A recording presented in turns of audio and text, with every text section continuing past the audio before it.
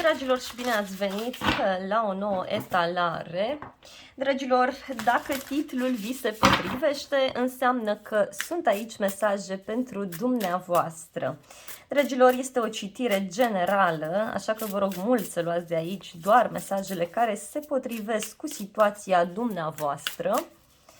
Și de asemenea, pentru cei nou veniți, vă indic să vă abonați, să apăsați clopoțelul pentru a fi la curent de fiecare dată când apare o nouă etalare. Vă mulțumesc mult pentru că distribuiți aceste videoclipuri, pentru faptul că le urmăriți cu atât de mare drag și pentru faptul că îmi lăsați comentarii. Se pare că citirea deja vrea să înceapă.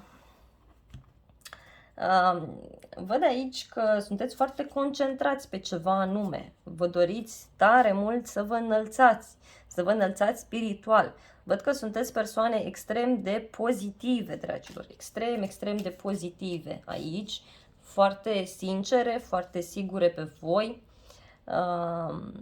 În plan fizic, văd că sunteți destul de determinați pentru a face tot felul de schimbări în viața dumneavoastră. Văd de asemenea că aveți și niște inamici pe aici prin preajmă. Vedeți că sunt și persoane care parcă abia așteaptă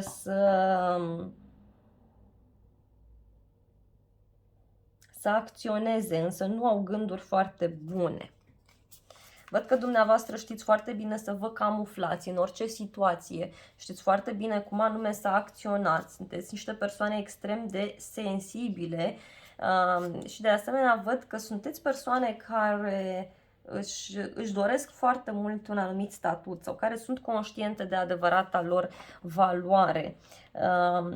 Posibil să aveți parte de niște oameni care pur și simplu vor să vă absoarbă această energie pe care o aveți. Sunt persoane care doresc extrem de mult să vă fie alături, tocmai pentru a se bucura de această energie, însă nu au gânduri foarte pozitive, ca să spun așa. Unii văd că ați fost trădați aici, ați fost trădați de o persoană care poate nu vorbea atât de mult, dar vorbea mai apăsat, și o persoană care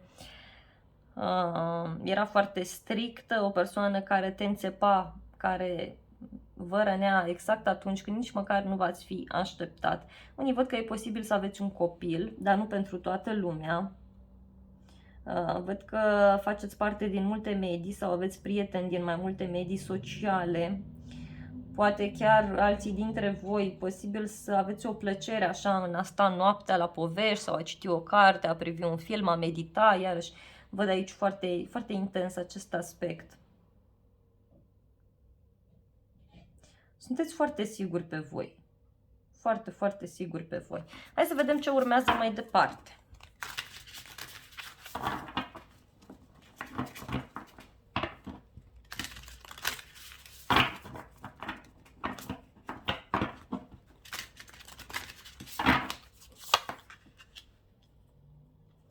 Posibil să primiți ceva, o recompensă care costă mult.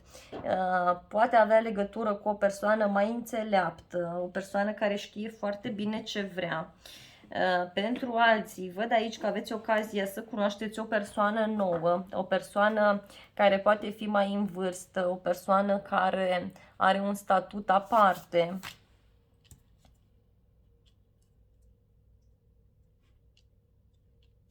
Dar încercați să fiți atenți la această ofertă sau la această noutate care apare pentru voi, deoarece văd o persoană care o să-și dorească să ia acel merit pentru el sau pentru ea. Văd că voi ați lucrat foarte mult pentru a dobândi această victorie, această reușită.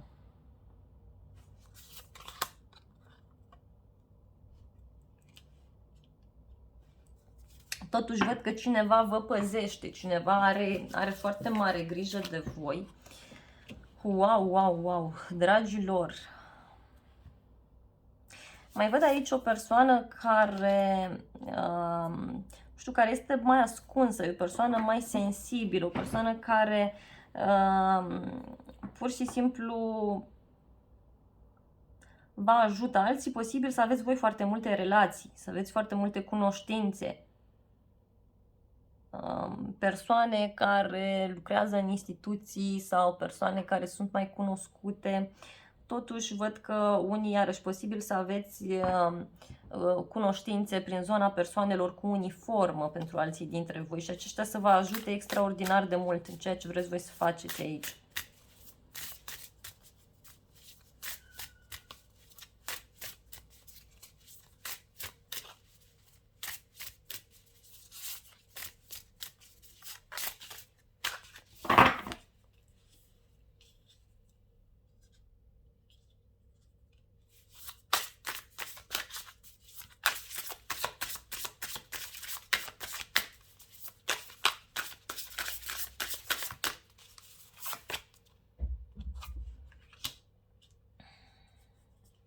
Încercați să fiți puțin atenți la o persoană care tot vă întinde acolo tot felul de plase, care vă spune tot felul de lucruri și care nu sunt chiar atât de adevărate. Văd aici, wow, dragilor, aveți parte de o persoană extrem de puternică. O să întâlniți o persoană extrem de puternică, iarăși, pentru cei mai mulți dintre voi. Este o persoană cu totul și cu totul specială. Este o persoană care are foarte multe cunoștințe. O persoană care are foarte multe oportunități.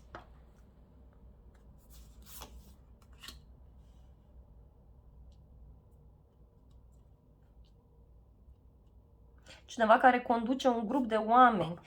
Pentru cei singuri, aveți ocazia să cunoașteți o persoană extrem de înțeleaptă, extrem de matură, însă vedeți că această persoană, în egală măsură, își și urmărește interesul. E o persoană care ochește de undeva de sus atunci când vine vorba de ceva strălucitor, când vine vorba de ceva care este foarte plăcut sufletului său.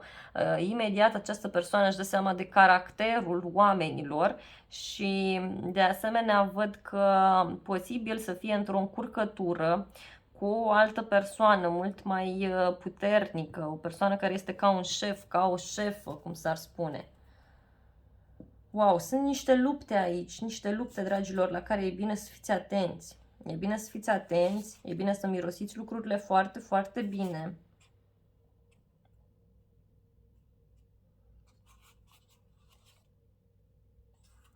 Și să încercați să vă ascultați intuiția și să vă faceți provizii. Asta v-ar ajuta foarte mult. Deci, adică să aveți voi acolo un as în mânecă, o informație pe care nu ați împărtășit-o, să aveți acolo anumite secrete ale voastre. Pentru cei care vă doriți un copil, da, văd că sunt șanse să-l faceți, văd că unii posibil să vă fi dorit mult, să vă fi rugat mult, da, sunt șanse, poate undeva în zona sărbătorilor posibil să aflați de așa ceva.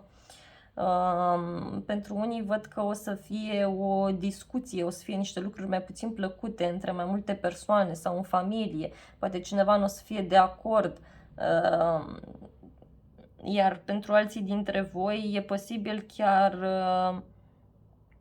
să mergeți undeva într-un loc cu apă și acolo, nu știu, ori să reușiți să faceți copilul, ori să vă vină niște informații plăcute de acolo, ceva de genul acesta. Pe zona locului de muncă, vă văd aici o noutate foarte plăcută care apare, ceva care pur și simplu v-ar putea înălța foarte mult ca și spirit, însă totuși văd că cineva o să vă propună ceva legat de zona voastră profesională. În schimb, dragilor, trebuie să fiți atenți, pentru că această persoană pur și simplu e ca și cum vrea să profite pe de o parte de intuiția voastră, de modul vostru de a fi, de bunătatea voastră. Unii văd că sunteți singuri, poate ați fost printr-o relație care n-a funcționat, sau chiar dacă sunteți într-o relație care nu funcționează, oricum apare o persoană care vă propune ceva, care ține de zona locului de muncă, care ține de o relație, depinde de fiecare, oricum apare cineva. Văd multe lucruri ascunse pe aici, pe la voi, să știți. Văd cineva care își folosește cunoașterea pentru a ajunge acolo unde trebuie. Poate sunteți voi. Deci dacă aveți vreo cunoaștere spirituală sau cunoașteți un anumit domeniu la un nivel înalt, încercați să vă folosiți de acel ceva pentru a ajunge acolo unde vă doriți, că v-ar ajuta extraordinar de mult. Vreau totuși mai multe detalii despre această persoană extrem de importantă și despre acest nou început.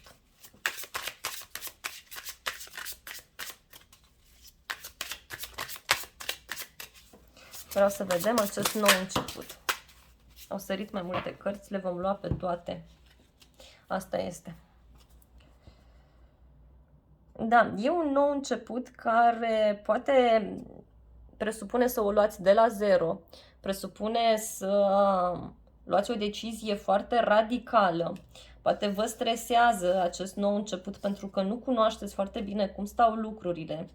Văd că vă interesați foarte mult legat de acest aspect și poate e ceva ce ține de zona persoanelor cu uniformă sau ceva ce ține de haină de stat, da? Persoane care lucrează la stat, iarăși pentru alții dintre voi. Acest personaj care văd că vine și vă propune ceva, să știți că are o înțelepciune aparte, dar este și o persoană extrem de șireată. Ia uitați, mi-a apărut iarăși regele de spade, cioara, da, iarăși acest paș de spade. Deci o persoană foarte curioasă, foarte misterioasă, secretoasă. Bufnița este o ființă fantastică, dar în acest context cam își folosește cunoașterea într-un mod mai negativ. Ia să vedem aici din nou. Mai vreau detalii să vedem ce-i cu această persoană. De ce trebuie să fiți atenți? Dacă e vorba de un nou drum, încercați să vă folosiți voi informațiile pe care le aveți în scopul de a crește, în scopul vostru de a fi undeva sus. Parcă cineva vă vrea într-o echipă, undeva anume. Ia să vedem. Wow, roata destinului. Să știți că pentru voi este destinat acest aspect, acest lucru care se întâmplă aici. E ceva cu totul și cu totul special, dragilor. Și poate avea legătură cu o împăcare, poate avea legătură, da, eu tare țin să cred că e vorba de ceva ce ține de zona medicală, ceva ce ține de un echilibru, da, de vindecare, iarăși pentru alții dintre voi. Hai să vedem cine e acest personaj atât de puternic aici, care vine și vă cere ajutorul. Wow, au căzut mai multe cărți, iarăși. E o persoană care e conducător sau conducătoare, conduce un grup de oameni, așa cum v-am spus, și care este de la distanță, care poate fi de pe internet, e o persoană care face multe drumuri, care are multe perspective de viitor, dar această persoană nu poate singură, e ca și cum are nevoie de voi pentru a-i clarifica anumite elemente pe care el sau ea consideră că sunt adevărate. Are nevoie de dumneavoastră din acest punct de vedere. Sau e o persoană care are probleme mari în casă, iarăși văd aici. Foarte mari probleme în casă pentru alții. Și mai vreau aici să vedem ce-i cu aceste probleme, ce-i cu aceste lucruri care se întâmplă.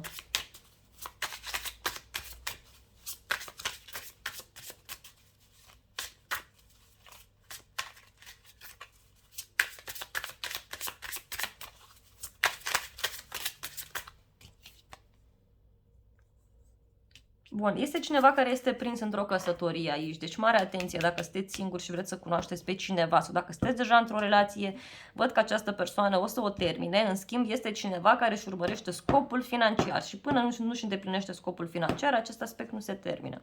Asta așa să știți, e vorba de a împărți bani, ia uitați, 6 de monede, de a împărți bani, de a da bani. Ceva legat și de zona copiilor, de niște dependențe, parcă cineva șantajează, cineva face tot felul de lucruri. Deci mare atenție, dragilor, în ce vă băgați aici. Ia să vedem ce-i cu steaua, ce-i cu steluța. Astea nu sunt cărți de tarot, să ne înțelegem, sunt altfel de cărți. Dar nu sunt tarotul clasic pe care îl știți voi, pentru cei care cunoașteți tarot. E un fel de oracol foarte drag mie.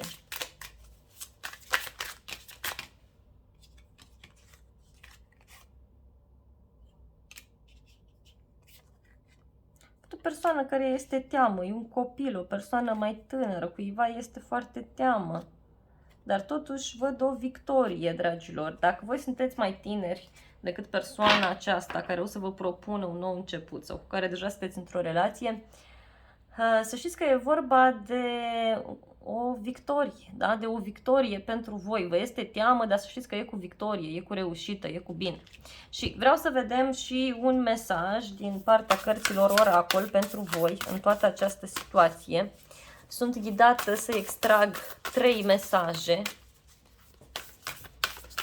Așa sunt ghidată.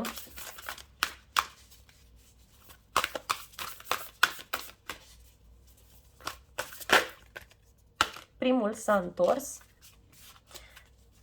și vă spune să fiți mândri de voi.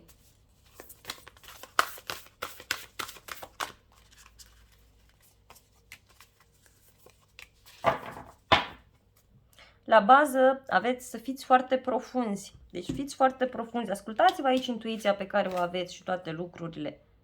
Și faceți-vă timp pentru a vă iubi pe voi, pentru a vă respecta, da? E cazul să faceți și asta. Să fiți mândri de voi, să vă respectați, să vedeți lucrurile mai în profunzime, mai în detaliu. Și să lăsați trecutul în urmă. S-a întâmplat, dar lăsați trecutul în urmă. Cineva, iarăși, o să lase trecutul în urmă, să știți. Că tot mă întrebați așa câteva de semnele zodiacale. Eu vi le spun, dar nu-i neapărat să aveți vreo legătură cu aceste semne zodiacale. Na, dacă voi insistați, eu vi le spun. În primul rând, ce văd aici este balanță, zodia balanță văd. Capricorn, Taur, Scorpion. Mai văd de Scorpion foarte intens, să spun Pești. Mai văd aici Leu, zodia Leu. Scorpionul foarte intens aspectat, nu știu de ce. Și Peștii.